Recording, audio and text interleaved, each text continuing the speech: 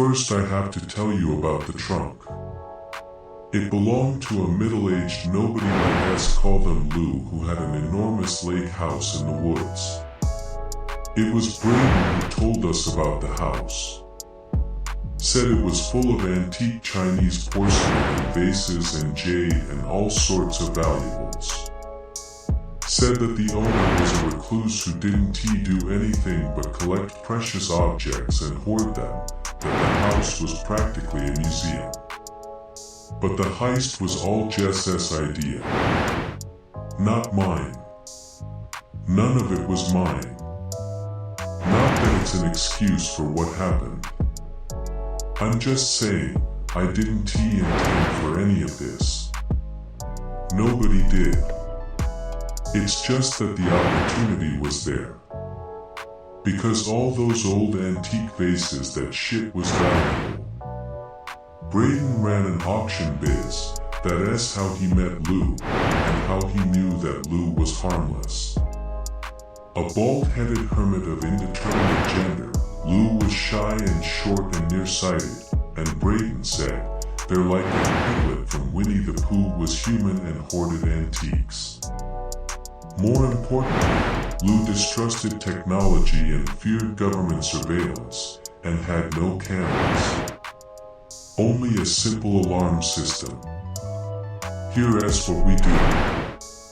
We just knock on the door, acting friendly, until the antiques collector disarms the alarm to open it up for us.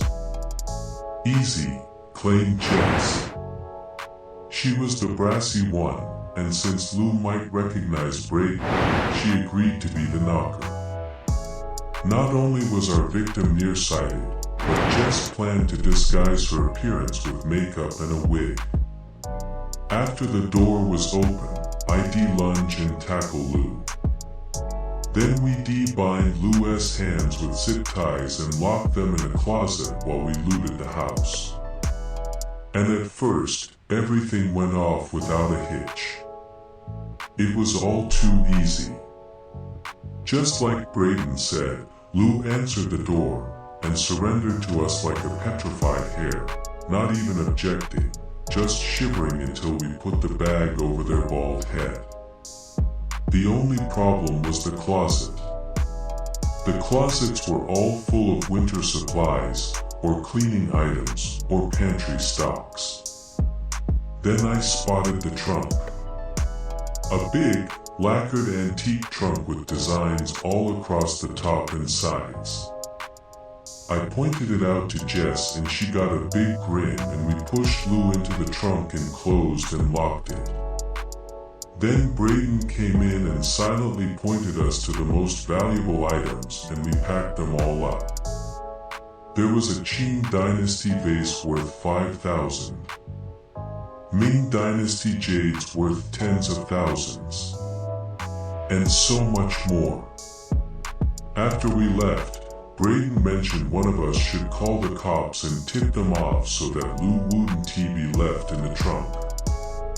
Jess said it shouldn't be one of us. If it got traced back to us, we'd be fucked. And eventually Jess convinced me to talk to my girlfriend at the time, Monique. I told her I'd witnessed a possible break-in and that I didn't want to call it in myself because I already looked shady, peeking in through the windows. Monique probably suspected something was up. She was reluctant to make the call, but after my wheedling and promising to buy her something nice if she did, she finally agreed. Then we all went out for drinks and celebrated our haul. And since Braden was the one who was gonna sell the stuff and get our share to us, he gave me and Jess an advance. It all went off without a hitch. Until a little over a week later, when Braden called. His voice was strained on the phone. "Yo," he said, "you called in that tip, right?"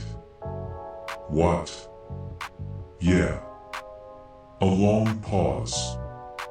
And then, I sent my delivery guy to the house. He said no one was home. Lou S. not answering the phone either. Delivery? I echoed, confused. Yo, I told you about this last week. I know Lou from auction. They bought an item, and I told them I'd make a delivery. I sent my guy to do it. I was also gonna try and get a feel for Lou's reaction to everything, you know. See if they have any suspicions. Okay. You sure you called in that tip? Yes. I mean, Monique, she said she'd get here now. Fuck. On my way to Braden's office, I spoke to Monique. She was at work, and I asked if she called in that tip last week like she promised, and she said, "Oh, shoot, babe." My stomach dropped. What do you mean, shoot? I didn't even want to make the call, okay? You pressured me into it. I didn't want to do it, and I was getting worked up about it because it felt weird, and then I forgot. Alright. What is the big deal? What is the big deal? The big deal is I bit off my words, cause anything else I said could incriminate me. Monique didn't know any details, just my story about seeing something shady. Yeah, it was weak, but she seemed to buy it at the time. All she had to do was call the fucking cops, you know. None of this would be happened if she just called the cops like she was fucking supposed to. So there we were, the three of us, Jess and Braden and I, standing in Braden's office screaming accusations at each other. Then Braden said we had to go back to the house and check on everything. Jess was firmly against the idea. Braden said fine, he and I would go since he had a delivery to make anyway. I tried to object, but he told me, "No, you fucked this up, you're coming with me." So we made the drive up to the lake house. And on our way there, winding through the trees, it struck me how isolated the place was. How deep into the woods and nature and all that crap. And how if you were stuck in a closet or inside a trunk surrounded by jade and porcelain, there would be no neighbors to hear you scream. Still, somehow the reality hadn't settled in yet. I clung to the vague notion everything would turn out alright. That we'd break in and open the trunk and that little bald collector would be petrified and traumatized but wouldn't recognize me. That somehow, they wouldn't know the hands of the person who pushed them into the trunk. What kind of idiot am I, that I was worried about being recognized? Then we were at the house. That big, beautiful house with the deck overlooking the lake and the tall glass windows. And everything seemed calm. But the front entrance in the shade of the trees was ominous, somehow. And the silence hung too heavy. And Braden and I got out and approached the door, and both of us just stood there for a moment. When we tried the knob, it was locked. We closed it behind us when we left a week ago. No, more than that. It been 9 days. Braden told me to look for another way in. I didn't like being bossed around, but apparently that's how it was since he and Jess both blamed me.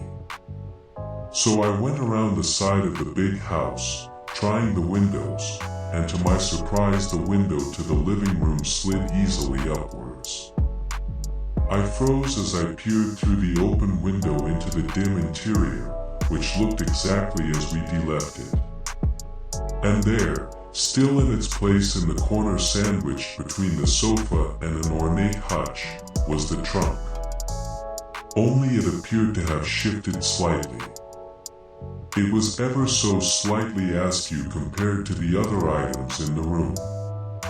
Compared to the furniture that was almost obsessively positioned, every item in perfect place. The trunk was like a cockeyed picture frame. Like something inside had been banging around, knocking it out of position. It was still locked shut. I pulled my head out of the window and looked back at Braden. His face looked exactly how mine felt, tight, heavy with dread. We both noticed the smell. A god-awful stink emanating from inside. What's important is that you understand it wasn't supposed to go that way. Nothing went like how it was supposed to. It was all just a mistake. A stupid fucking mistake. But the real problem, the reason I'm writing this post now, is because of what came next. I don't know what the fuck to do. I can't ask anyone for help. Can't go to the police.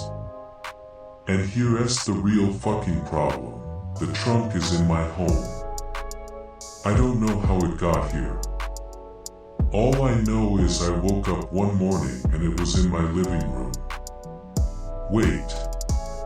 Let me back up. Before that, we had all these antiques, right? We never saw a dime from them. After Braden and I left the lake house, we didn't speak to a soul. We didn't